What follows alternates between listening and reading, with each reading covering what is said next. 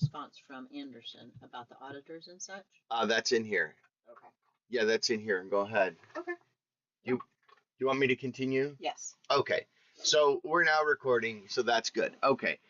So I'll start again. So basically, this document I created last night in an effort to summarize what we had found in 3 or 4 key areas that we're working in. One, we are working with identifying grants. That's important to Warihana and her efforts. We are trying to move from a private operating foundation to a public charity, as that will unlock some additional opportunities for us as grant holders. We are in the process of building out a Northern Ghana, a Northern Health Shield uh, with medical services, and we are trying to and needing some formalization around that. And we are also trying to identify how we're going to get the audits done for Warihana, as she will need them for applications for grants. And so essentially, I came up with a 2 bucket strategy. But first, I want to talk about why public charity is important to us. So first, it unlocks more funding options from large U.S. foundations like Gates and Ford, etc. Because we're a private operating foundation, those may be limited due to the friction that is required for them to donate to us. I don't know. That's something that Warihana will have to identify. But my job as the CFO is to try and bring down as many of those barriers to us receiving funding as possible. And so this foundation to foundation funding is one that would help us if we were a public charity. The other thing, we would have no gains on our investments. Currently, we only pay 1.39, but when you're talking about potentially $1 million gain, that's significant. And so we have a public trust multiplier. So sovereign EU and UN public charity statuses for accountability would obviously be opened up if we were a public charity as opposed to a private operating foundation. So that's why that's important. The insight that I got from Anderson and what essentially we came up with was we need to if we're going to be a public charity, we need to focus on what's called the public support test. The public support test is essentially says that the organization's funding, 1/3 of it, comes from essentially the public as opposed to investment income or individual donors. And so is what I come up with Anderson's input in their meeting yesterday, in which I attended and asked some hard questions that they didn't have really good answers to, at least not initially. One is we have this golden rule, or bucket 1, if you will. And so this basically is the gold standard for us. This is where funding that we get from government units or designated international organizations like the World Bank, UNICEF, the World Health Organization, these count 100% towards our public support test. So if we have not assets, but income, revenue that is coming from, let's say, we got $333,000 from one of these golden rule individuals, we would meet the public support test, because assuming that we made $333,000 in investment income in the same year and didn't receive any the additional $333,000 was from a private donor. So the thing that we're trying to do is to build these golden donations, if you will, to get us to the public support test.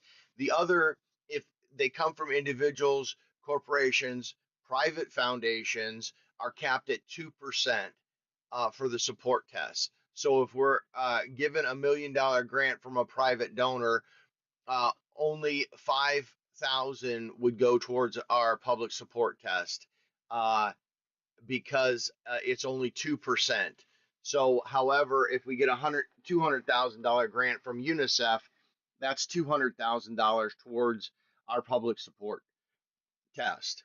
If we do the deep dive, you can see essentially the equivalent determinations, and the process is that we collect the donors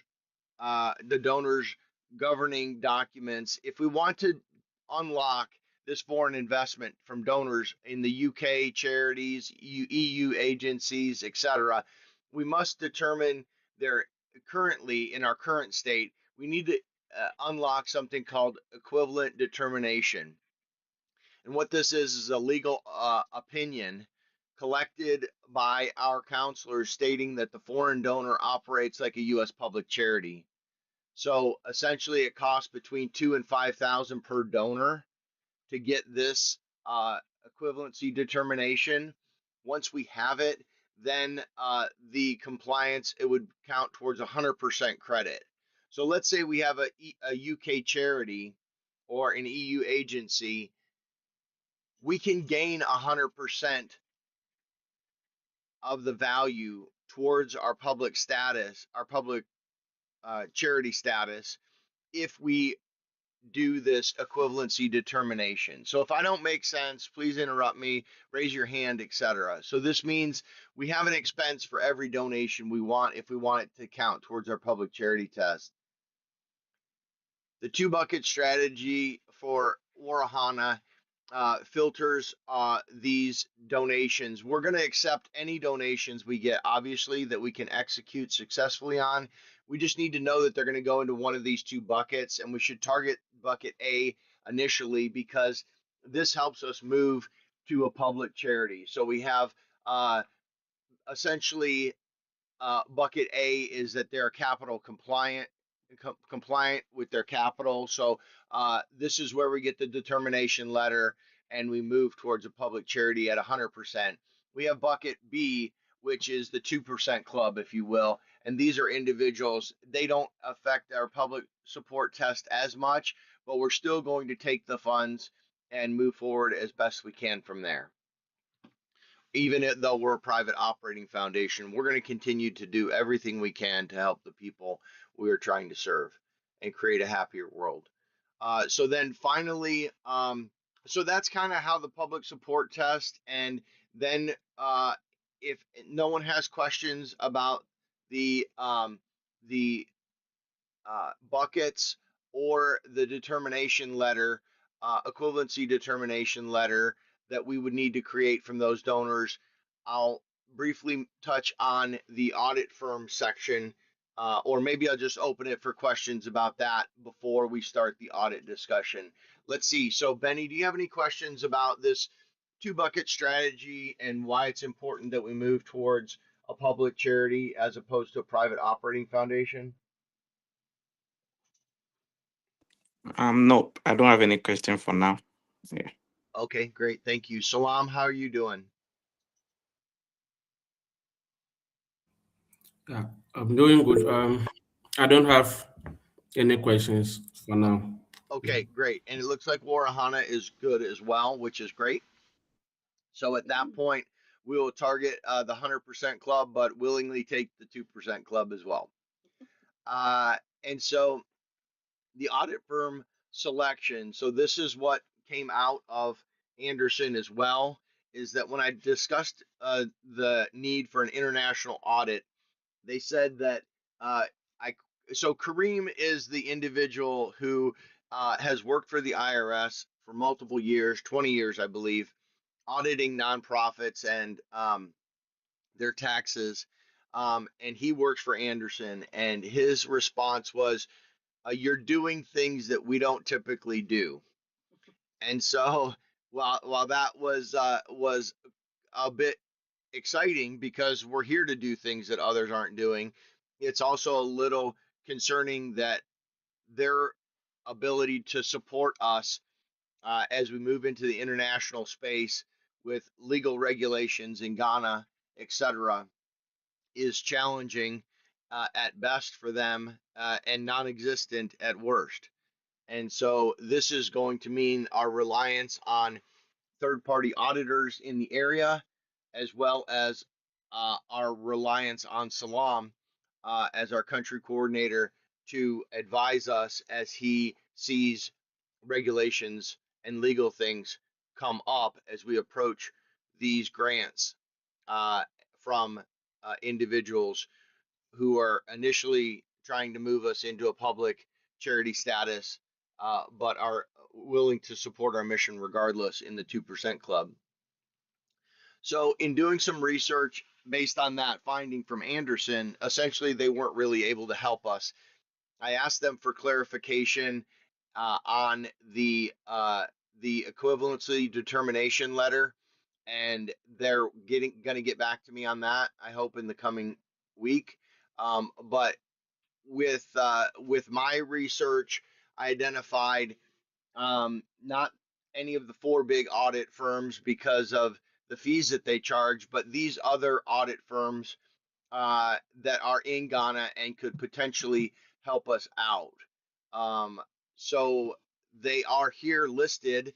I'd like to open it up at this point to first, I think, Salam to comment on if he knows of these or if he has any contacts at any of these for us to get a second opinion regarding the estimate that we got for the audits of 35,000.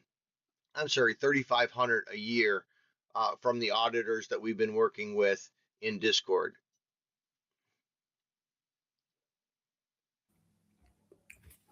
Okay. I think I've heard of Nexia. I think I've heard of all these firms, just that Okay. I have no relationship with them.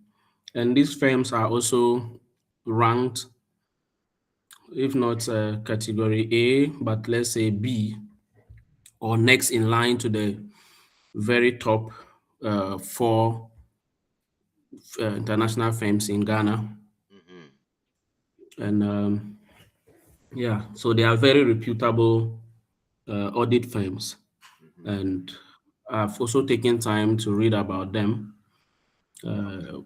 One, yeah. So one thing I found out is that they are very reputable, except that their fees, they have a brand they sell along their work. So Yeah. for instance, so they are usually, because of their brand name, their fees are usually high. Mm-hmm. I contacted um this NGO in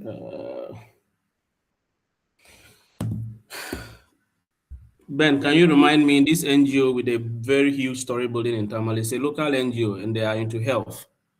Um, Savannah Signatures. Ah, okay. Yeah, yeah, yeah. Yes. So I also asked them to suggest firms that have been auditing their books, because they have won some grants from UNICEF before. Okay. They've won a number of grants, and they I mentioned these firms to them. They Mm-hmm. said they know of them, but they've never done business with them. Okay.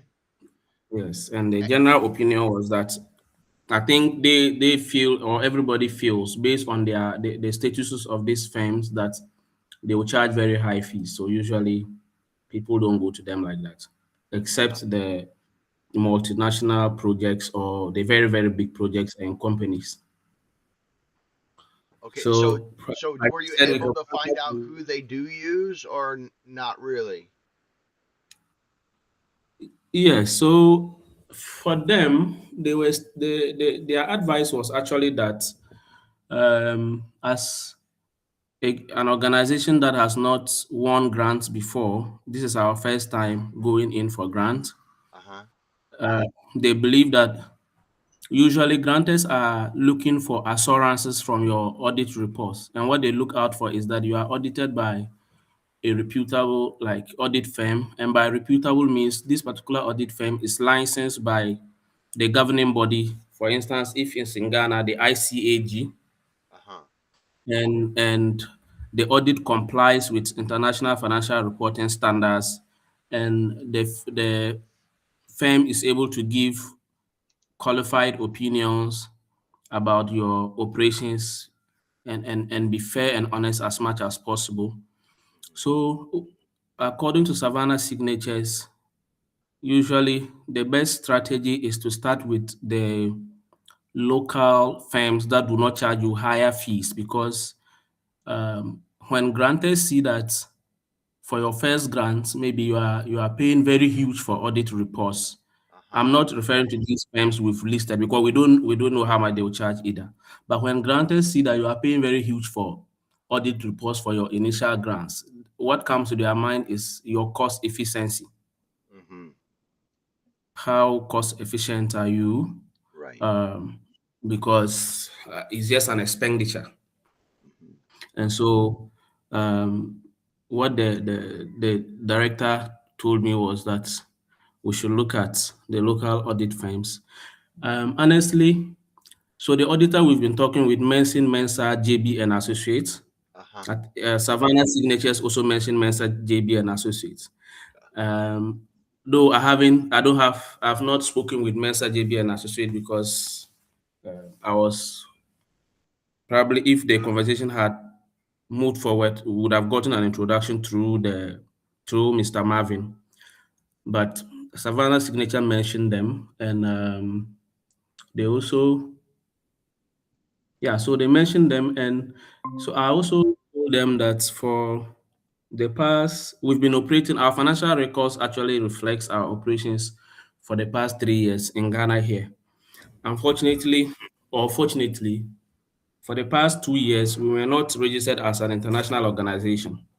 Mm-hmm. And internally, we've not been, for the past 2 years, before we registered as an international organization, we've not been filing taxes in Ghana,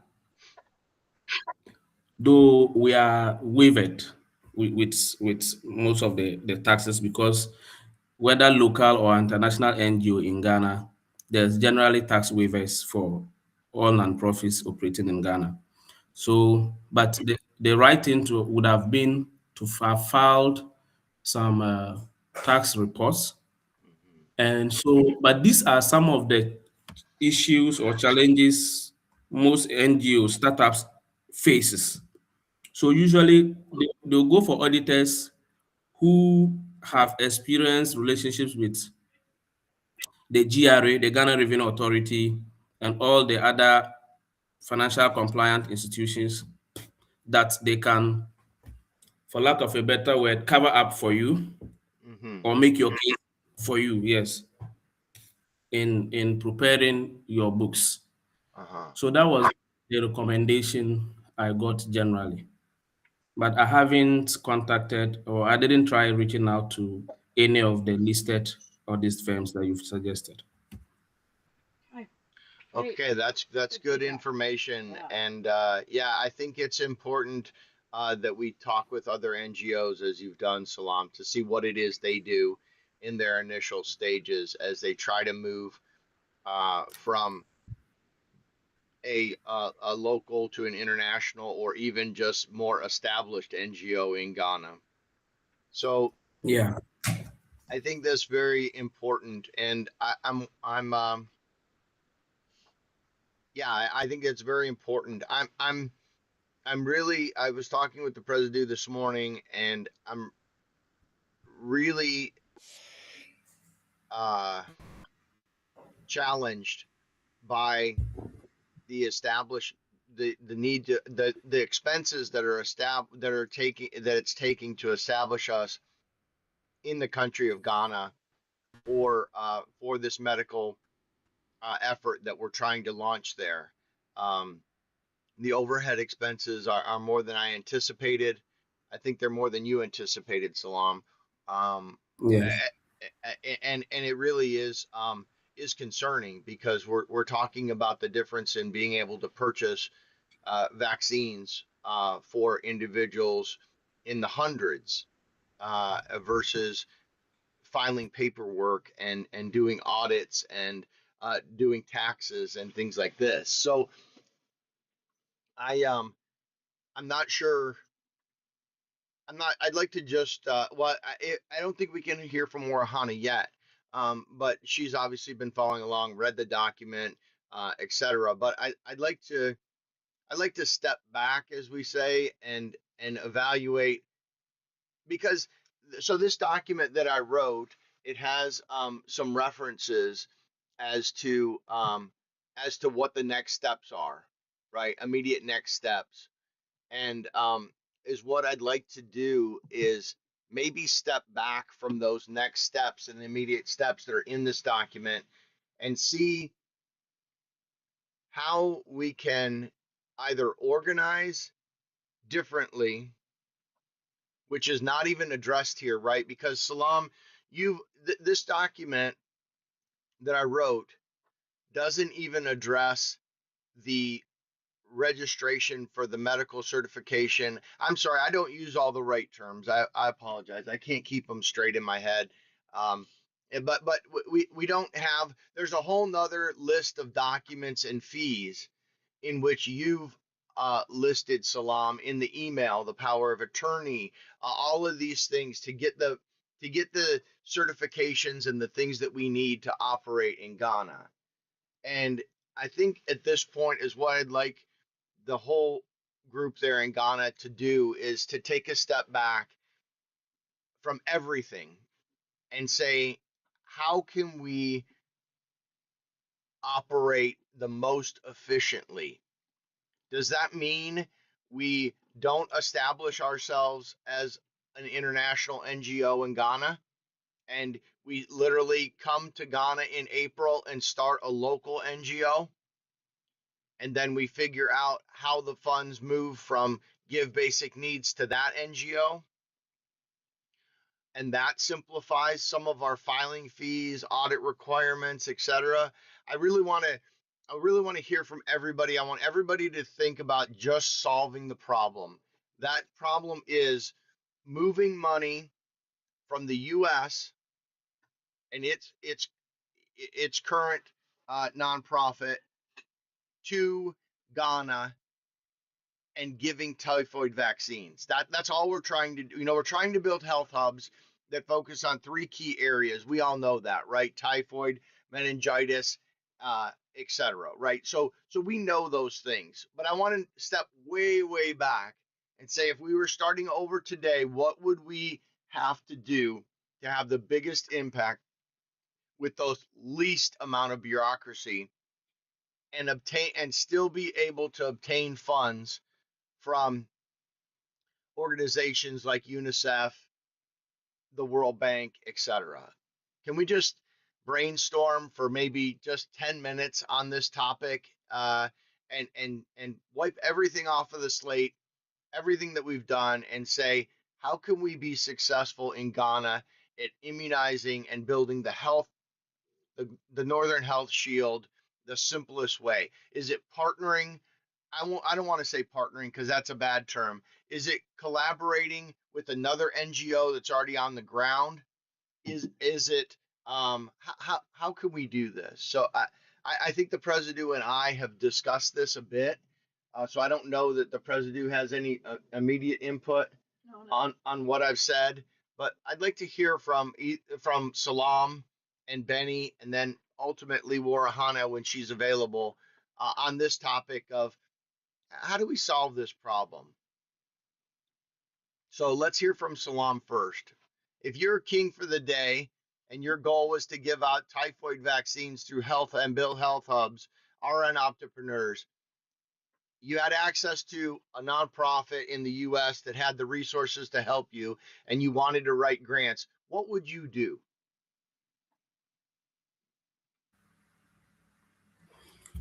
Okay, so I would like to approach it two ways. Okay. My first option is if I have access to a nonprofit in the US that wanted to provide typhoid vaccines and build health hubs in Ghana, and that was just the objective. I have no interest in raising grants or soliciting other support, then I would simply maybe partner with the government that already have, or collaborate with the government through the health directorate that already have existing protocols for managing health supplies and administering them. I'm sorry, And Salam. also, I'm sorry, Salam. One piece that was critical that you might have missed is the things that you said. Plus, you wanted to have access to the World Bank, UNICEF, etc. grant funds. So you have an organization that has essentially startup funds and operational expenses, but you also want to solicit funds from uh, other foundations as well as government agencies as well as the World Bank, etc. So I think that was left out of your initial assumption. okay. So with such a holistic assumption, I think that first of all, I will need to establish my own organization with which I can use to solicit grants and support from other big organizations. Mm-hmm. And in establishing my own organization, I will want to show evidence that I am capable and I have worked before. Mm-hmm. So even to get the US nonprofit to give me their money to administer uh, the vaccines and other build health hubs, they would want to see that I have the capacity. Mm-hmm. So I'm not relating it to give basic needs, but I would have started in my own way, probably either with personal funds or with some support from family and friends, um, have evidence of work Mm-hmm. in the area to prove that I am doing A, B, C, D, Mm-hmm. and I need you to come in and support. People will always want to meet you halfway, or even if it is a quarter, but people want to see that what you said you want to do, you are actually committed to it and you have your own skin in the game. So that's what I will do with my own foundation in Ghana. Um, I'll also try to prove that I have the human resource necessary to execute. Mm-hmm. Uh, I have a presence, and that presence is well effective enough. Mm-hmm. And so when I say presence, I'm referring to I am legally established. I have all the licenses needed. I am compliant with all the laws and the agencies that I'm supposed to be compliant with Mm-hmm. before I will even qualify for this support from the nonprofit in the US. Yeah, Right. so So that okay. is how So which let's is say that you have all of that and you have it operate. You're well known. You've approved execution. Tell me about the legal structure that you would put together in Ghana to solicit so to solicit donation or grants from UNICEF, for example. How would you solicit grants from UNICEF? Would you form a Ghanaian foundation, a public charity, a foundation? What legal structure would you form there? yes, so for me, I would,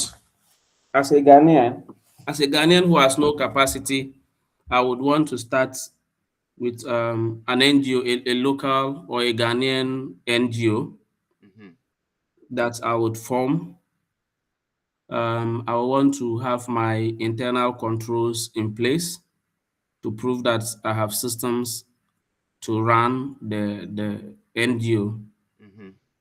And then I'll begin to gather all the documents and license I would need, because before I would actually be qualified to even be as operating as an NGO, I'll need to get all the license in Yeah. place. But to look for the grant, then I'll have to demonstrate um, that I have managed funds before Mm-hmm. and that I have the internal controls in place to actually make sure that when you give me the funds, it's not misappropriated. Mm-hmm. Yeah. Okay, so last question for you, Salam, before we move to Benny, is so for your local Ghanaian in this hypothetical world, in your local Ghanaian nonprofit public charity, you would need your books, your social media outlets, your website, all of that stuff, your systems as you referred to them, plus the proof that you Yes. are able to execute, which yes, we know that, all of those things. And then on the legal side, you would establish yourself as a local nonprofit, and then you would also need an audit from a third party Yeah. audit firm Yeah. to apply for those grants. But how would the process, how I'm trying to figure out how the process for you to establish a local public charity is different Is than me okay. coming in as an international one, because I feel like I'm getting too many fees. Okay. Okay. Yes. So I think the only difference is the assumption that an international NGO operates beyond the borders of Ghana, Mm-hmm. and so you are subjected to more scrutiny. Mm-hmm. The the second assumption also is that as an international NGO, it means that my NGO would be local in Ghana but international in a different country. And Yeah. so in that regards, if my NGO was to be international in Ghana, the scrutiny will be different from that of a local organization because whilst government keeps tracks of all NGOs, they also classify international organizations' work and financial commitments in the country as grants from the originating country. So, for instance, just an example. So, for instance, if Give Business spend $100,000 in Ghana, Mm-hmm. and this is documented and reported, and um, the Ministry of Finance is going to is going to give is going to address the states on its financing and budgets. The ministry is going to say that we have received maybe. I'm just assuming that Give Business will be the only NGO from Ghana, from the US that operates in Ghana. Mm-hmm. They will say there have been an inflow or maybe grants in Ghana in relative to health from the United States worth maybe $100,000 because they treat this as American citizens helping Ghanaians. So taxes, for instance, international NGOs are given more tax waivers. They get more tax friendly than the local NGOs. Local NGOs are also being waived taxes, but for instance, local NGOs cannot pick a local independent contractor like an international NGO is allowed to. Mm-hmm. So income tax and all of those taxes regarding employee management, you pay taxes you will have to pay. Uh-huh. And so those are the differences with local NGOs versus international. Again, local NGOs also have the opportunity to just solicit funds anyhow. For instance, I can go on Facebook, my Facebook wall, and say, I have a project or I have a health screening to do, and if you can support me with 100 cedis, 200 cedis, here's my mobile money number, send funds to it. Okay. An international NGO doesn't get that leverage, that opportunity, because it is assumed that you are coming in to support. So when you come in and you start soliciting support from the local people again, Yeah. it's like, yeah, you are contradicting your very reason for coming. Uh-huh. So those are the differences. But yes, to give me a good outlook with grantors, I would go for, if I have the capacity, I'll go for an international organization, because then grantors know that I do not only have the skin to pursue projects in my local country, but I have example and I have proof of work from other countries. And Mm-hmm. so I will not be limited when, for instance, there is a grant available for maybe the SAP region. Mm-hmm. I can go for such grants, but as a Uh-huh. local organization, I wouldn't be able to go for those grants. And also to put the conversation in perspective, I think every local NGO starts small and works hard to grow, to scale up. A point they can become either international, or they can begin to go for the big grants. And so it depends on your growth, your stages of growth. When, as a local NGO, I'm looking for maybe $5,000, $10,000 support or grants, my scrutiny will be different from an organization that is worth hundred thousands and above. Yeah. Yeah. Okay, great. Thanks for that information, Salam. That's helpful for sure. Benny, can you comment on that? I think Warihana has put a comment in the discussion, which was helpful regarding the taxes, as Salam also confirmed. But Benny, go ahead and tell me what you're thinking when you step all the way back. I want to make sure we're going in the right direction. I'm not gonna lie. Yeah. I think this is actually important, and if we are starting all over, and um, I'm asked to take in charge, let's see how things goes. I would say that we, first of all, want to outline what the differences entails. What is the difference being an international NGO and also being a local NGO? And what are the limits to being a local NGO versus being an international NGO?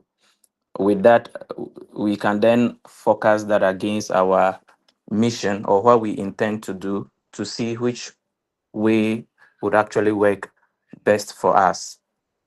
Yes, so I think one advantages of international NGO is now that we are trying to get into the grant space, funding would actually be an issue because international NGOs would have access to, I think, maybe bigger fundings more than local NGOs because of how international NGOs are considered. People assume that international NGOs are up to a standard, they are able to manage so many things. So some donors may feel comfortable supporting international NGOs as opposed to local NGOs. And also, the issue is with the name people have left here for local NGOs. I think we had a conversation some time ago, and Salam was pointing out to how people are mismanaging local NGOs Yeah.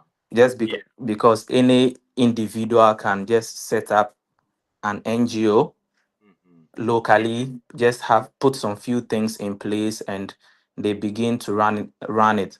So when they get funds in that case, they sometimes mismanage it because there's less scrutiny in such field.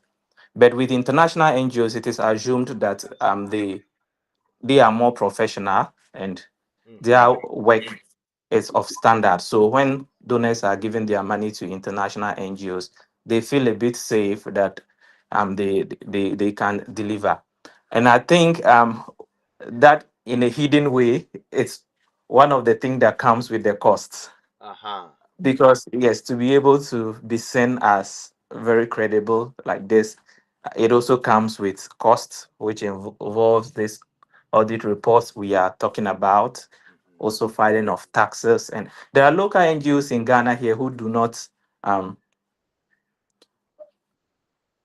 have audits, but the issue here is maybe those local NGOs might not be on the path to pursue what we are looking at. So that's why I started by saying that we would have to look at both sides, look at what each require, and be able to identify which one are we do we find ourselves in, and which one would work best for us. Hmm. Yes, so we would have to consider them again. I'm sure from the beginning we've been doing a lot of research and that, but we still can cross check to be sure what, being a local NGO, what are the limitations to that, Hmm. so that we don't pick a path and in future we feel like we are limited by certain things, we cannot go further because of that path that we've taken. So we can have a look. I think Salah mentioned the last time that in scaling up there are a lot of it comes with a lot, Yeah. and I can feel like yes, these are some of the things we are facing. The cost for all these things actually um is something that we never looked at or we never imagined could amount up to this. It's like taking a step, you move forward and you realize that, oh, you have to do this again, which comes with a step. You move, you're able to clear that, you move forward and you realize there's another that you need to do.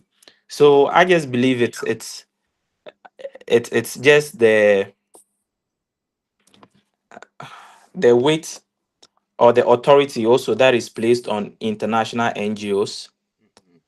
You know, that is why it comes with all these cost related tax and other things, because when you are able to go through them, you are safe. When you're able to go through them, it's assumed that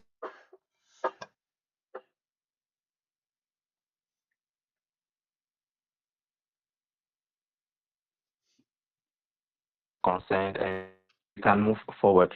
Yes. So one thing to, I think, we when we were operating as, when we're not registered internationally, I still feel like probably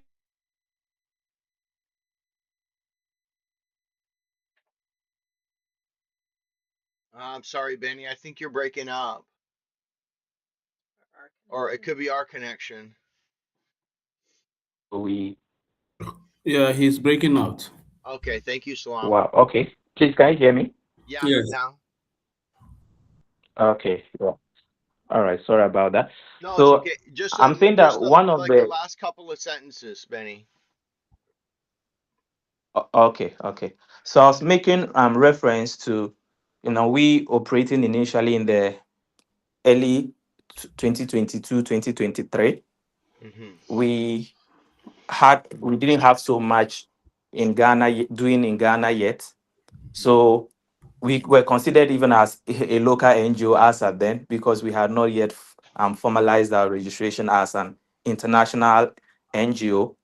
And so with that, government might overlook certain things, Uh huh. considering that, oh, you are a local NGO and that, but that also comes with is, just as Salam mentioned, that when you are also a local NGO, there are certain grants that you cannot access outside of your jurisdiction or your country, because when you want to access some, they require some certifications, they require some documents, which when you just as operating as a local NGO, you might not have, and that kicks you out. So being an international NGO, I would feel like we need to also focus our long term um mission, what we want to do long term, so that we'll be able to pick a path that aligns well with us. Yes, so overall both have advantages and disadvantages, but we would have to assess from our own standpoint, what do we want to do, what is the best way we can do it, minimizing cost and still coming out effective, so that we do not pick only one factor, probably minimizing cost, just as an example, and in future it puts us in a position of missing out on something that could have pushed us forward. Yeah. Yeah, so these are my thoughts on that. Yeah. Great, great. Thank you, Benny, for that. That was helpful, and I appreciate the feedback. I'm looking at Warihana's comments here, and she messaged. I'll just read through them. I'm sure you guys can all see them, but obviously we discussed the tax implications of NGOs, international versus local. But I think the thing that Benny hit on, Salam hit on, Warihana's hit on, is the concern about the credibility of local NGOs. That's the game changer in my opinion. We can't not be credible. We have to be credible. And if for me, that's the only way to obtain these grants, where people are going to entrust hundreds of thousands of dollars with you. And so I think that credibility really sticks in my mind as the reason that we're doing all of this, and the importance of it. President, do you have something that you'd like to add, or? Not at this time. It's just a lot for to digest and Yeah. to think through and stuff. But Yeah. So personally, for me, I think that is what I would like to do is I would say, um, and it is that we are on the right. I would like to say that in my mind, I confirmed after this discussion and after this work of auditors and all of this work that we've done as a group, that in my mind, becoming an international NGO in Ghana is the best thing to do. And it also comes, as Benny said, with overhead expenses that we need to take into account. And I think as a CFO, I'm to the point now where, um, we just need to create purchase invoices and move forward, in the manner that we think is the smartest. And we've confirmed that, a financial audit is required. We do have this sticking point with the private operating foundation. I tried to ask the question. I asked it for a lot of reasons, but one of them reason that I asked it was if we were to essentially dissolve the private operating foundation into a public charity, because a private operating foundation can donate to a public charity upon its dilution. So I was trying to figure out if establishing a new public charity and dissolving, a new one with the same exact name, if you will, uh, just as a different legal entity, if we did that, could we benefit? So I'm going to go ahead and say what I said again, just so Warihana can hear. Is what I was trying to figure out by asking these questions, Warihana, was if it made sense for us to dissolve the current private operating foundation and establish a new public charity. If that were the case, the private operating foundation can be dissolved into a public charity. So essentially, we could move all of the same name, essentially, but just a different legal entity. And so I don't know if that's possible. That seems like a lot of work because every bank, everything needs to change. I'm going to get to you just one second. Let me finish my thoughts, Salam. Thank you. Is that, you know, we're going in the right direction. These are hoops that we have to jump through. We want to be an international organization. We want to build the health hub out. We want to do it in Ghana. We have an amazing team. So for me, the local is not an option. It would simply be how our legal entity is formed and how we operate. But I think, as I told the group a minute ago, Warihana, was that we are ready to start some, we're to the point now, I believe, from the CFO's perspective, that I'm ready for Salam to start submitting purchase invoices and moving forward in whatever manner we need to, in the most effective way, with the most effective auditors that we trust, etc. And so I'll turn it over to thank you, Warahana, for that feedback. Salam, go ahead. Yeah, so I just wanted to comment on what you said about starting maybe a new public NGO. Mhm.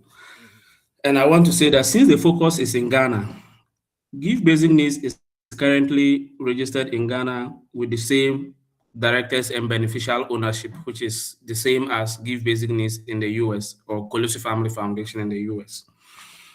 In Ghana, unlike in the US where you have private nonprofit, you have doing business as and all of that, here we do not have that. All NGOs are treated as public organizations, public NGOs, and are limited by guarantee. That is the those who actually have major control or stake is the board or the directors or the beneficial owners. So one of the things that came up in my talks with the director for Savannah Signatures was that I mentioned to him that we have about $5 million in revenue or in our assets. Assets, So yes, one of the suggestions was that since it's the same owners in Ghana, having this amount of money that is not tied to specific projects gives us some leverage to tell grantors that look, we have enough money that we are willing to, let's say, meet this project we are requesting for funding for maybe 5%, 10%, or maybe we are willing to take care of administrative and logistic expenditure. So be sure that whatever grants you are giving us is going purposely just for the project, right? yeah. However, the suggestion was that we should be able to move an amount of money into a project designate account. So for instance, when you are in Ghana and we create a Give Business account as we agree, Mm-hmm. we could move maybe just X amount of dollars to that particular account because it's still the same ownership, the same directors and everything. And in applying for grants, our audited reports tells the grantors that look, we've operated for X number of years. We are transparent with our financials. We have X amount of money in this account, which is tied to the Northern Health Shield project. We are willing to spend maybe 5,000 or 2,000 of that for this particular project. And we are asking you for maybe 500,000 or 200,000 Mm-hmm. to just establish. So I think that your point of a public organization is very good. One thing we could do is maintain the nonprofit status, the private nonprofit status in the US, if that is helpful, and rather maintain it in Ghana as it is. After all, that is what our laws already allow, a public NGO. And so grantors will see us that way, especially when the grant we are writing for is directed to Ghana, so that there wouldn't be a need for having the lawyers issue the letter you spoke about, because these grantors already understand how Ghana operates, Mm-hmm. and so I I think wish it's I wish that. I could repeat what you said to make sure I heard it right. Can, let me try. So you're saying that we don't need to worry about a grant from UNICEF because our organization as an international NGO is already established in Ghana as a public entity Exactly. who has the trust and can accept all grants, all donations as Give Basic Needs or the Kalusi Family Foundation in Ghana. Yes. So here's the this is a good discussion for sure, and I think it's definitely insight that we didn't have. So Salam, just answer one question. I think it's a yes or no. And I'm going to ask it, and you tell me. In the U.S. we have 4 board members, right? We have Luke, Daniel, Kevin, and Elena. Abbie. Yeah, Abbie. Not Elena. Forget Not of our Elena, not president. Elena. Sorry, I mix them up all the time. Okay, so we have Abbie, Kevin, Daniel, and Luke. In Ghana, we have 4 board members, the same exact ones. Agree? No, because Or we'll we now have will to. when we register, Yeah, right? yeah. Yes. Okay. And so the legal authority is still dependent on that board. And Yes. so instead of, you know how you talked about, like, we're going to have the Calusi Family Foundation, and then under that there'll be a sub organization called Give Basic Needs based on the Ghana structure. Yes. If is it true that if the US organization, which is registered as the Calusi Family Foundation, and a DBA doing business as Give Basic Needs, were to close up shop today, that organization in Ghana would still exist? Yes. So that's how you're saying that we really are already a public charity just by establishing ourselves in Ghana. Exactly. So if I Exactly. were to make Give Basic Needs or Calusi Family Foundation go away, I would need to file the dilution papers in the U.S. and in Ghana. Yes, if you want to just erase it all on completely on Earth, yeah. Yes, because if I don't do it in both, one will It will be exist. still exactly the Ghana one will exist. So everything we're talking about up until this point has just changed, right? Yeah. Because now it just needs to come from the international organization established in Ghana.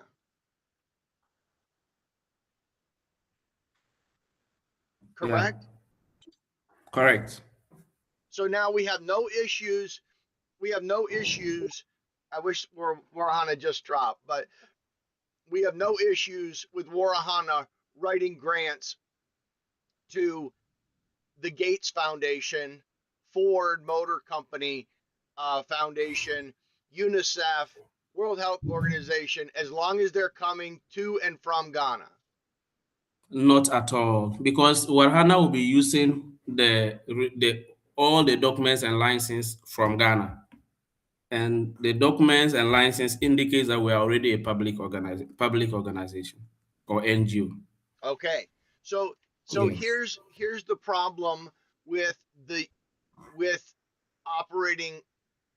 So what I want to not do as the CFO is move my money from the U.S.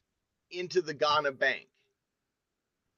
I and Benny, you'll understand this when I say it too. I think a little bit better after yesterday's discussion, but I will treat the Ghana bank, if it were just up to me today, the way I had planned to do it in my mind, I would take the Ghana bank and treat it just like Gemini for us, which is essentially money flows in, money flows out. That's it. And I would do that. I would do that simply because I don't have the same investment opportunities as I do in Fidelity, our US account. So I wouldn't be able to generate $1 million in earnings, investment earnings, if I had those dollars in the Ghana bank. So I would treat it essentially like Gemini, in that money moves in, money moves out. So if you have a $5,000, let's say you want to buy a truck, and I'm going to wire you 10,000 US. So I get 10,000 US into the Ghana bank. The next day you take 9,500 out. That's the way I had it in my mind, because I want to keep all of our assets in our Fidelity account, where we have access to more stocks, more mutual funds, more ETFs, crypto, all these different assets that I don't have access to maybe in Ghana, and not at the same level for sure. So do you understand what I'm saying, Salam, on what I was originally thinking? Yes. So I'm also thinking that it should be possible to maybe say that let's say you are holding maybe $500,000 or $1 million in USDC. Just an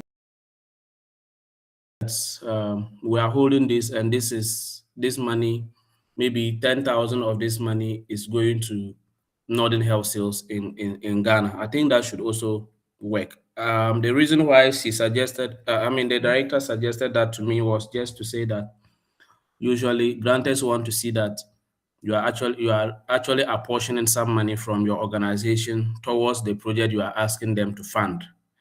Okay. So And so if I hear you right, and Benny, follow me on this because you're now part of the financial group, is that I would, when I go to Ghana and we open the bank account, I would open another savings account that may only pay me 2% interest or whatever, but I would open another bank account that states that on my books I state that's for the Northern Health Shield, and I would put 5,000 US in it.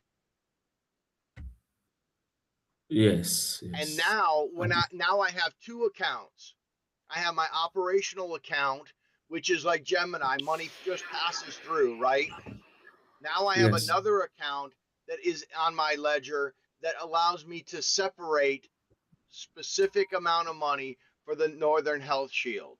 And now you're saying that will look better to grantors because we have that money set aside.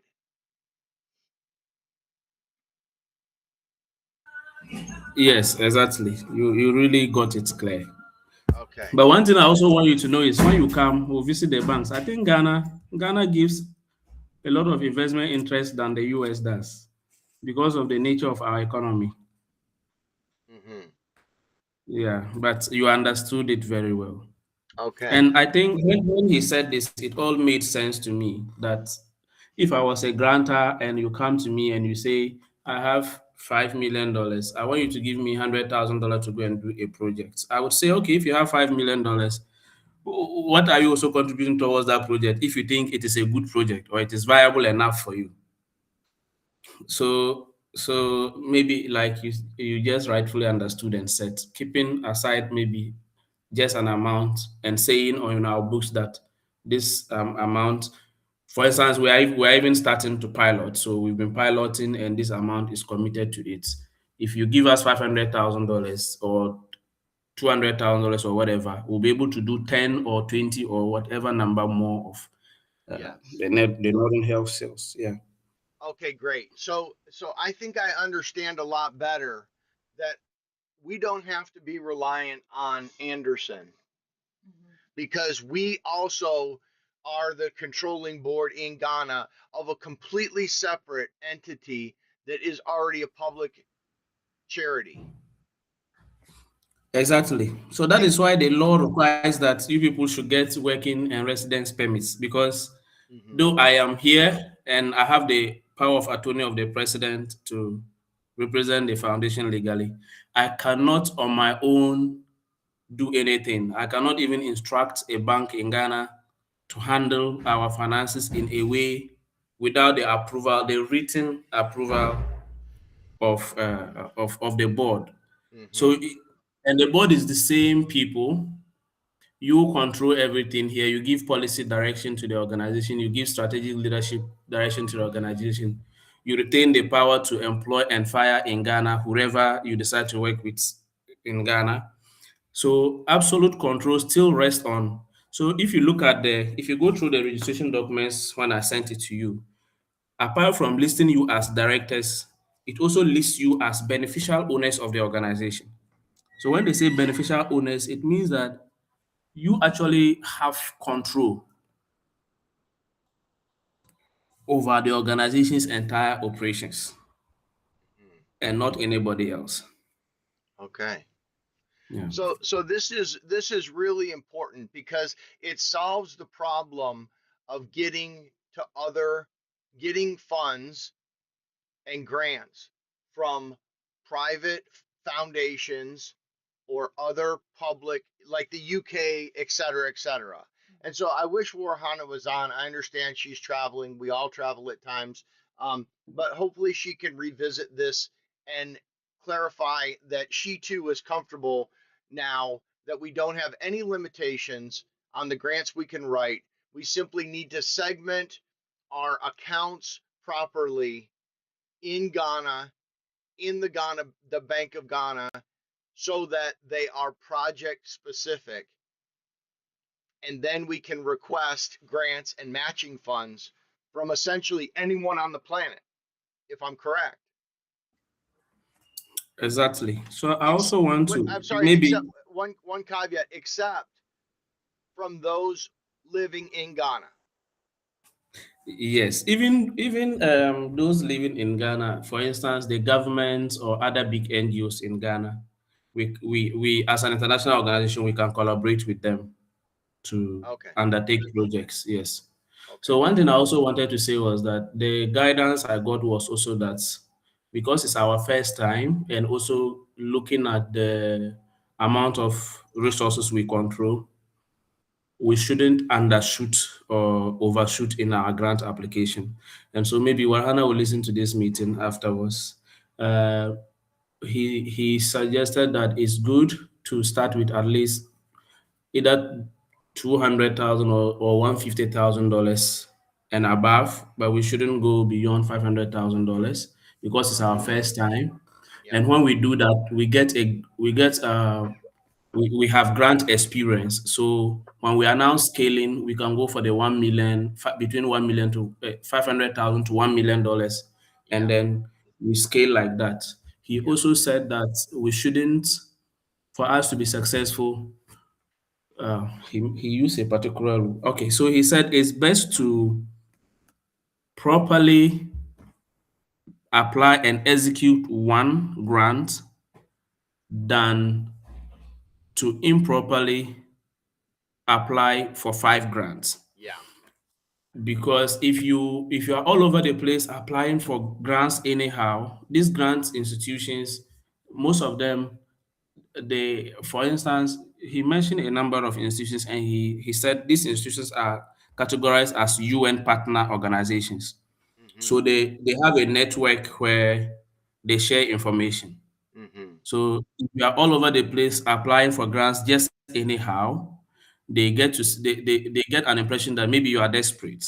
Mm-hmm. Maybe you have some ill motives, and that may slow you down. But when they see that you are trying to demonstrate growth, you are entering, but you don't want to jump in fully, Mm-hmm. and then you build that trust gradually. Also, he said that.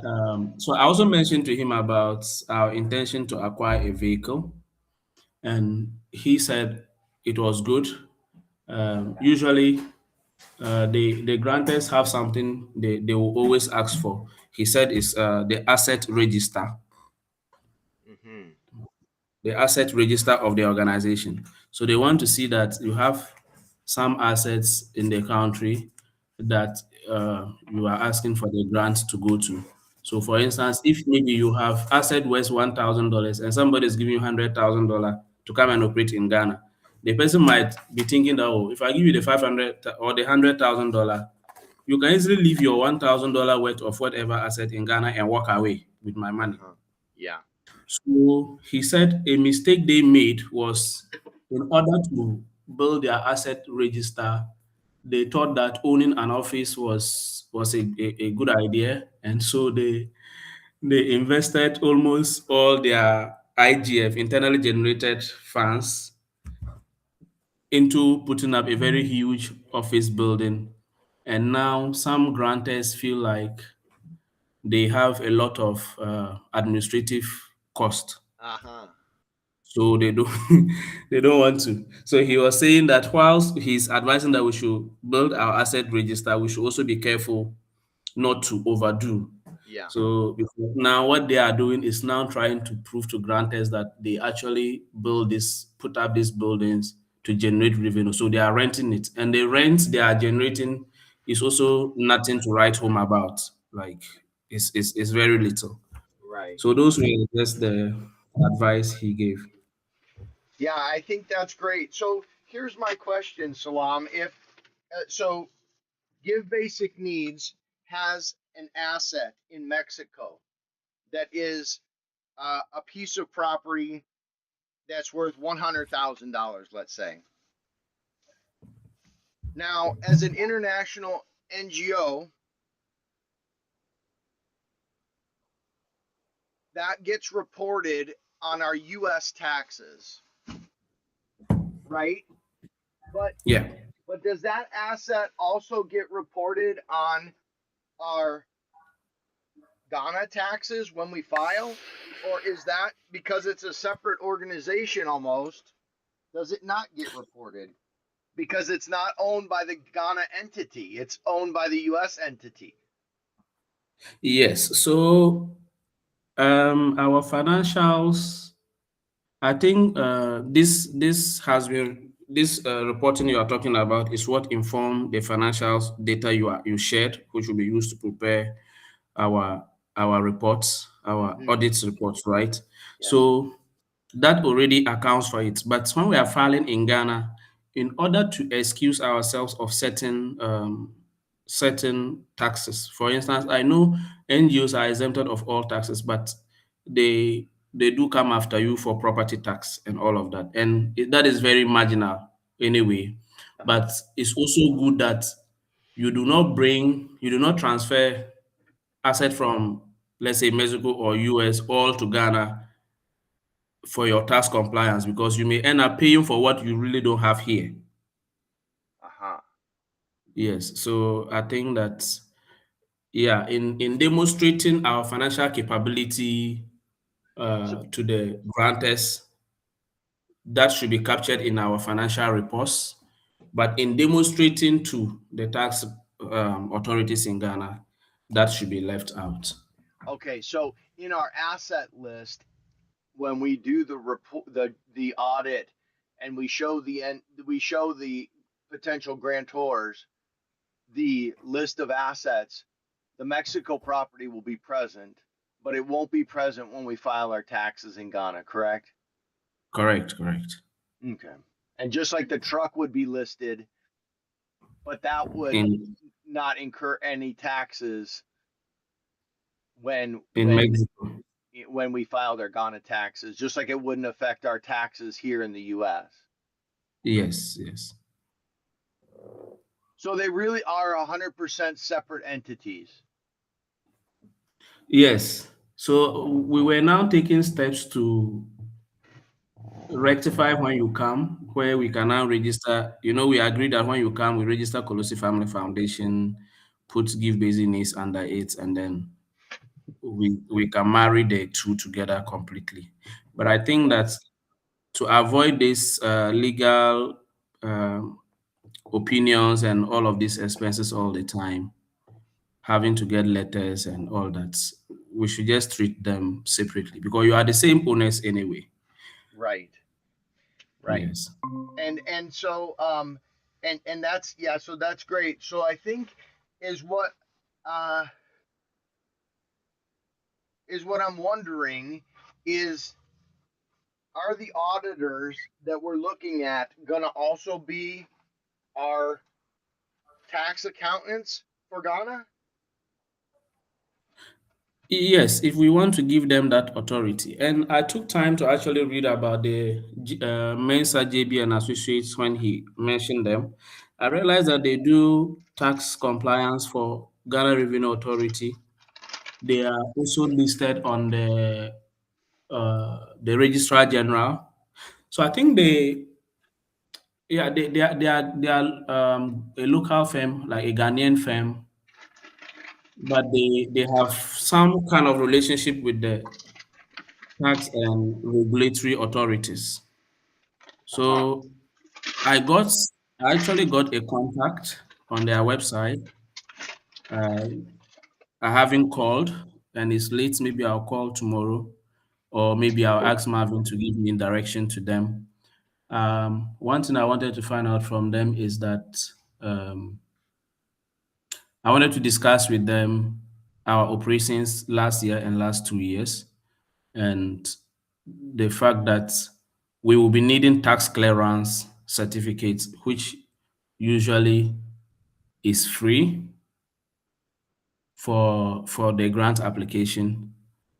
And before they will give you tax clearance, they want to see that you filed all your taxes. But the auditors, they always, what Marvin told me the other time was that they always have their way with the tax authorities because they've been working with them. So I want to have that open conversation with them, ask them to guide us to get that. One thing I know is that once we submit our information to the tax authorities, they create a portal for us. And even from the US, you as the CFO can sit there and just file whatever filings you need to do on the the Ghana Revenue Authority portal, and you can control it from anywhere. Okay. Yeah. Okay, great. So I want to recap with Warihana because she's back, I think, is that what we identified is that truly when we register the Kalusi Family Foundation and Give Basic Needs in Ghana, it will be a separate public charity entity. And so the fact that we will have a private operating foundation in the US doesn't matter when you're applying for grants, simply because we will be applying from them from the organization that's established in Ghana, which is a public charity. So you won't have any limitations approaching the Gates Foundation, the Ford Foundation, the UK individual agencies, the government agencies. There'll be no restrictions on you, Warihana, where you apply for grants, because you'll be filing as a public NGO in Ghana who doesn't have the same restrictions as the entity does in the US. So you will not be restricted. We will not have to get specific letters, etc. We will only be applying for grants from the Ghana institution, which is Give Basic Needs or the Kalusi Family Foundation.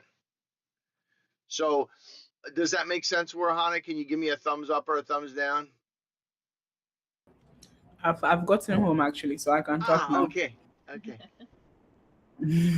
Great. Yes, that makes sense. Okay. Yeah, so we will have no restrictions on our organizations. The thing that we'll need from you, Warihana, is we talked about what we talked about with Salam really quick, just to recap, is that we will, when we come to Ghana and we open the bank account, we will open a specific project account for the Northern Health Shield. And we'll make a deposit into there of dollars that are committed to that project. And is what we want to do is minimize that amount, but we want it to look good for would-be grantors. And the reason we want to minimize the amount is because we can't generate the same kind of revenue from that account as we can from the US accounts, our portfolio. So rather, we'll have two accounts in Ghana. One will be an operations account, which is essentially just like our Gemini account. It'll be a pass-through account. Money will come in, money will go out. Then we'll have the Northern Ghana, the Northern Health Shield, thank you, account, which will have a set amount of dollars in it that you can state in the audit or in your application that's been set aside specifically for the Northern Health Shield. So we'll just need from you to know, like, okay, I feel if we have the number of $5,000 in there, that's sufficient to show we have intention. Or, 5,000 is not enough. We should have 10 because we're going for a $500,000 grant. Whatever the numbers are, we just will need to know that. And because, again, we don't want to over deposit into that account, even though we're willing to spend on it. We don't want to over deposit because then that income won't be the same. We won't be generating the same kind of income that we do from the US Fidelity account. Does that make sense? Yes, it does. So as and when I'm applying for grants, maybe we'll just put some money in the account, correct? Yeah. Okay. And that's actually a very good suggestion, because something that has been bothering me is I understand the model of the NGO, but not everybody will. If looking at like the money that you have associated with the NGO, um, I mean, if we just put a reasonable amount in the Ghana account, so that is what is stated in applications, rather than big sums that grantors would think maybe we already have enough money. I don't know if Uh-huh. I'm making sense. Yes. Mm, Yes. yeah. We want to Mm, look like we have enough to cover some basic operations, but we still need their assistance. yes, perfect. Yeah. Yeah, so I think is what we should do is this is an initiative, the Northern Health Shield, and should we have another initiative, we will fund that, build another account at the bank and fund it. So this will kind of be our motto of, and then we'll deposit funds uh, when funds come. Let's say we get the grant for 250,000 or 500,000, then those funds would go into the bank account in Ghana, and the grantor could see that being tracked and spent. Yeah. So it's Yeah. very separate. It's very clean. Mm, yeah. So will the audit still be run on the Ghana accounts Yeah. associated with the registered Ghana as sorry, associated with the registered Give Basic Needs as an international organization in Ghana, or is going to be run on the Collusive Foundation and all its investments and assets and all that? I think I think you have to tell us what you want to see because we can do it either way. And this is part of where we are with the audit is I provided numbers for the last, for 22, 3, and 4. And if you think that Mm, those numbers all look good and we should continue that way, then that's fine. If you want to run them based on the accounts strictly in Ghana, we'll need to wait until those accounts are opened up and funded. But we mm, obviously have operations that we've executed in Ghana that we want to show, that we've done that in the past for 22, 23, and 24. So I don't really know the answer to that. yeah. So let me think about it some more and then speak to some people.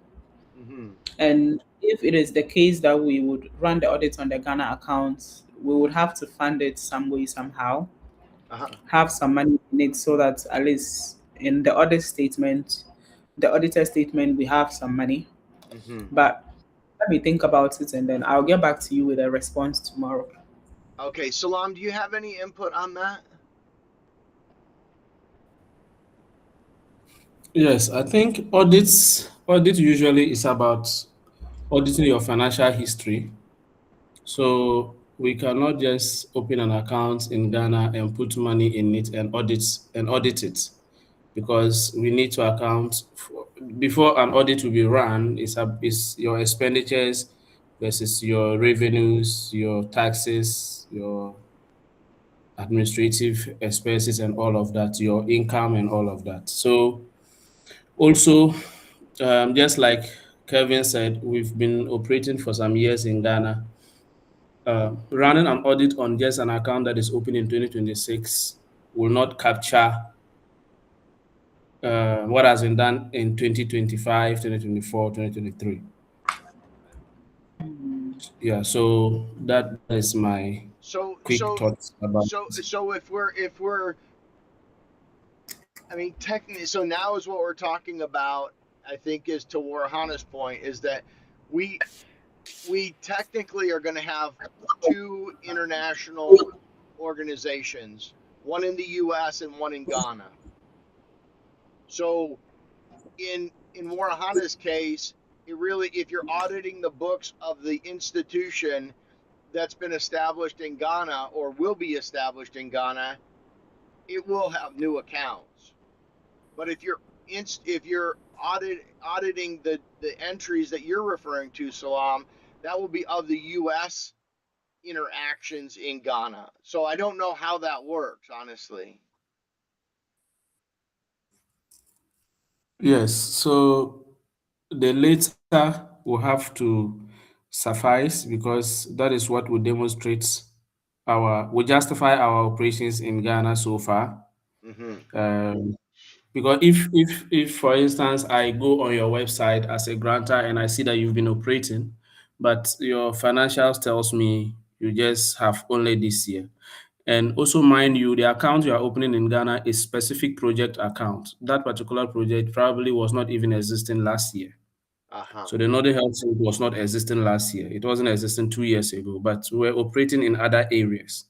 Mm-hmm. So our audits for the specific projects would only come in the preceding year, the specific project account. So for instance, if we open another Health Shield account today and we put in money there, the only time we'll audit for it is maybe a year time after that account has been established, and we want to show how we've funded the project from that account. Mm-hmm. Yes. So for now, I think that our audits has to capture the entirety of our operations, not just in the US, but even in Mexico and in Ghana here. Yeah, I agree. I agree. I think that's the only way to justify the website or the proof of effort, if you will, is that we have to look at all the books, and we have been operating since, we were established in 2021, and so to have that credibility, it's critical that we do it that way. So I think President, do you have anything? No, I don't. It's been a great discussion. Yeah, it has been a great discussion. Benny, do you have anything more to add? Nope, I don't have anything more. Okay. Warihana, do you have anything before? I think the action item that will be taken from this is that um, we don't need to worry about Warihana and her position. The two bucket system that I laid out for trying to establish public charity status in the U.S. is completely irrelevant now, because we're going to do all of the grant applications through the Ghana organization and institution, which will be essentially a public charity with accessibility to all of the grant opportunities from private funding to government funding. So I think that's irrelevant. Warhana, you're free to look at all applications now without Yeah. prioritizing based on those percentages or buckets. Okay. So when you register the organization as a public charity in the US, does it also bring any benefits to the organization? When I was in the trust key, I couldn't really hear very well. That's why I'm asking the question, in case you've answered it already. Yeah, it's okay. So in the US, we're not registered as a public charity. We're registered as a private operating foundation. Yes, I know. And so with that, we do have benefits as a public charity in the US. But as what we identified after Salam's clarification is that we don't need a public charity in the US. We need a public charity in Ghana. And that's going to be established when we go through the process of establishing the Calusi Family Foundation and a sub-organization of it called Give Basic Needs. So that's why you don't have to worry about where you apply, because you'll be applying from Ghana and the money will be going into Ghana. Okay. All right. That's understood. Yeah. Yeah. And then, so that's irrelevant. Then the legal, the equivalency determination checklist, and that is no longer needed because of this. And then we're basically down to the decision of audits and who is going to be. Warhana, can you comment on the auditor also being the accountant, and is that a good thing or should it be separate?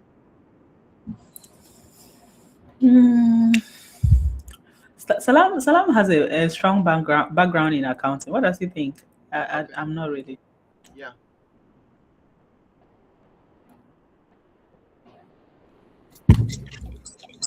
Okay, so I think that's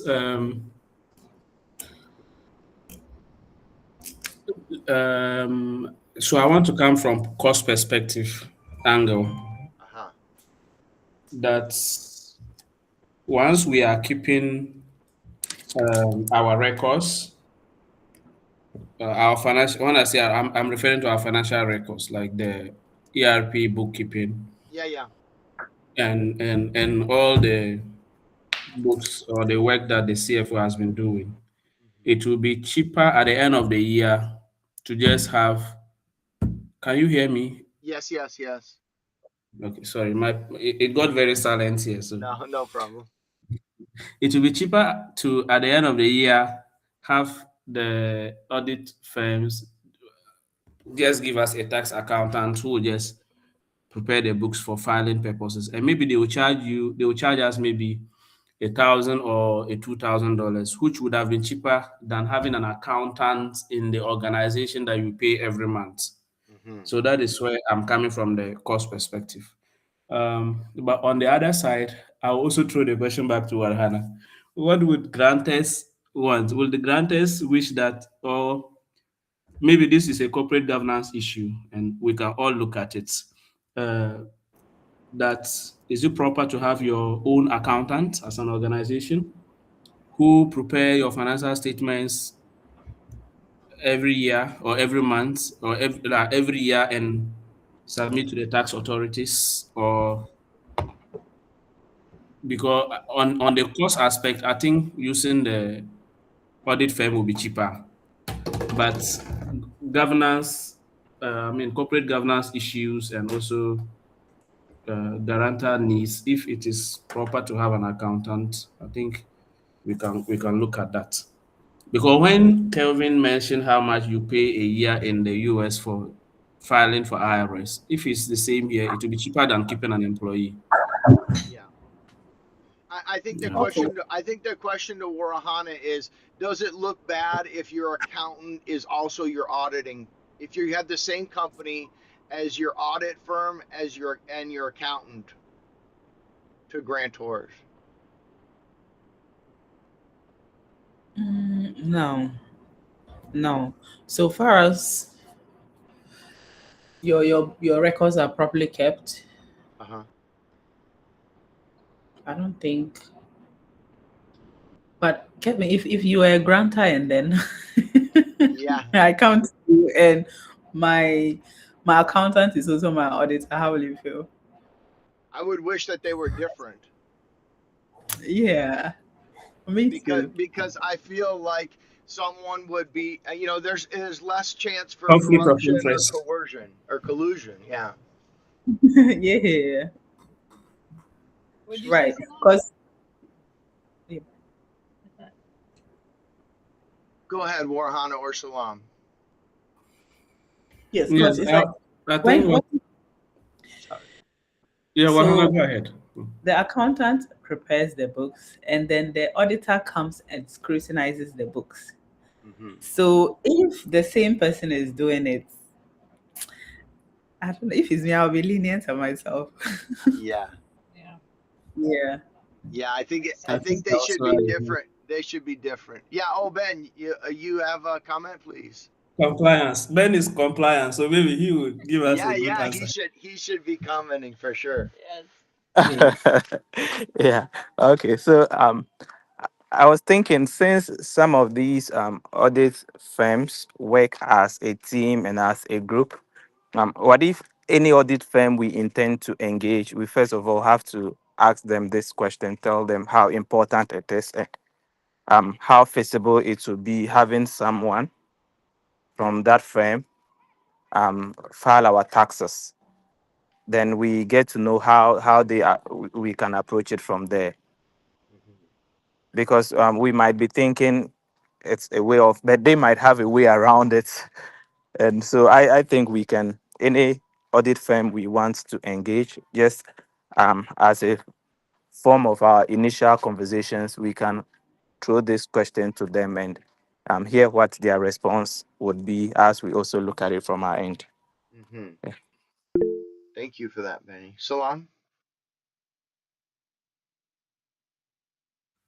Okay, so I think the only way, yeah, Warihana's comment just drew my attention to the fact that,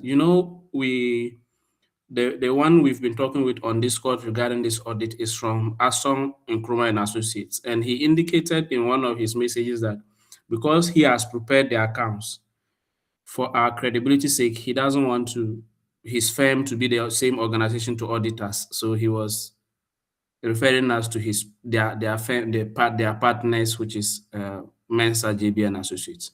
Uh-huh. So I think that, yeah, that draws the line. But like Ben said also, audit firms have a lot of associates and teams. Mm-hmm. So if they agree, they could just assign someone to us and say, look, this guy will be preparing your accounts. Use his name on your books or applications as your accountant. But at the end of the year, maybe we are going to charge you $1,000, $2,000 or whatever for that. And in that case, it will just be them recommending um, them assigning an individual who is an expert or an accountant to us, but not on employment terms or regular monthly salary, which could be cheaper if maybe that is possible. So I think that, like Ben said, I could raise such a conversation or such a question with the audit firm and get some answers. Yeah, because the audit will take place annually after the taxes have been filed. Yes, yes. And so I think that, and one question I have for you, Warhana, is should our books be audited every year, or is it okay to skip a year? Every year, so that it doesn't pile up and becomes a lot of costs. Uh-huh. So just right now that we're in 2026, we could just audit only 2025 if we had already audited 2024 and 2023. Uh-huh. And just so that we always have the audited statements in hand. Okay. Great. Yeah. Great. So I also think that when we start getting grants, it becomes a compliant issue. And if you miss a year, there's a penalty from my knowledge from GRA. Yeah. I Once see. you start dealing with other people's money, you must audit your books every year. If you fail for a year, it comes with a penalty. Uh-huh. Okay. And so is what I see, just for a recap, is we have one system called Smiley that we capture all financials in, all accounts, all operational expenses, all inventory, all projects, everything for compliance. Then at the end of the year, we break down those numbers for our US filings for the Calusi Family Foundation, which is a private operating foundation, and we provide our accountant in Ghana that same set of numbers, but translated into Ghana CD. Then that individual files our taxes in Ghana, just like the US one does in the US. And then we have the auditor perform the audit once the taxes are filed in Ghana only. Agree?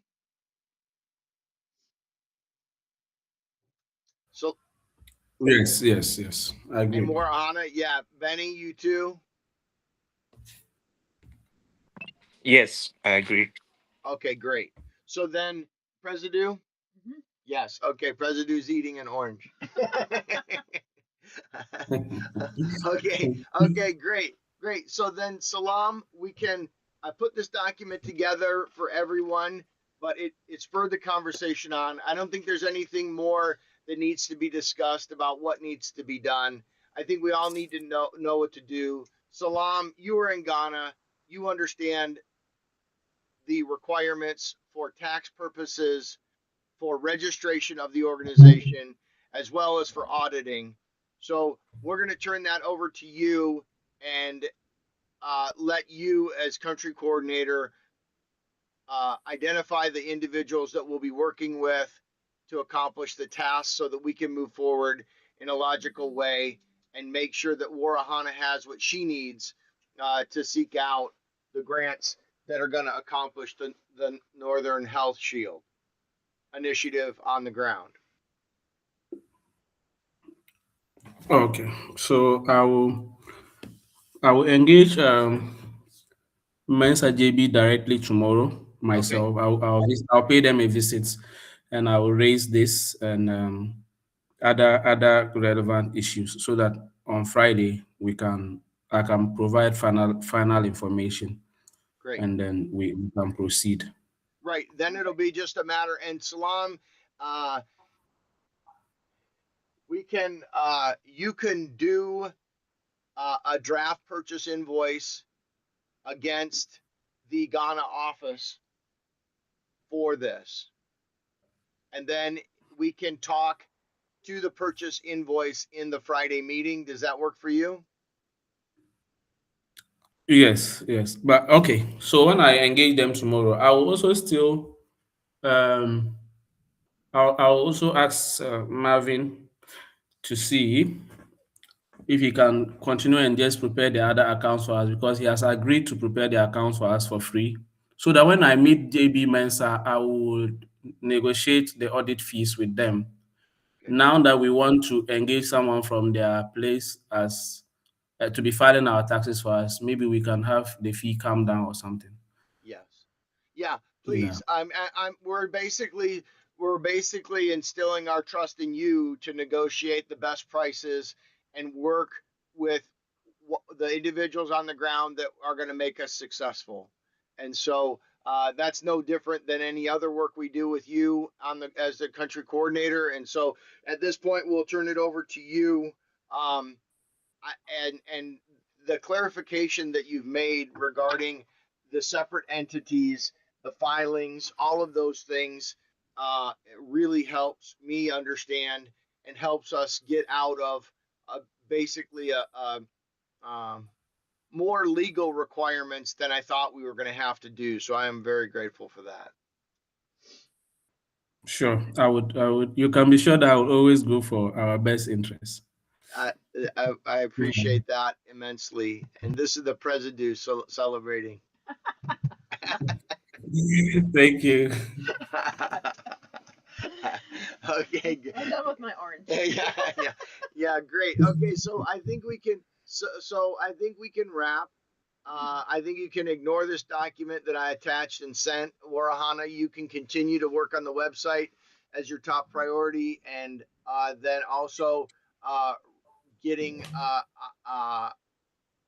potential grants that we're going to go for. I think Salam provided some initial advice here that said we should go initially for the 250 to $500,000 grant range initially, and then prove our acceptance of that grant and execution, and then look to the 500 to $1 million range, and then the $1 million range and beyond, accepting grants that we know we can be successful and build upon. So I think that's great. Go team. Go team, go family. Okay, great. I don't have anything more. I think that we're all good. Does anyone have anything? Emojis. I think we are.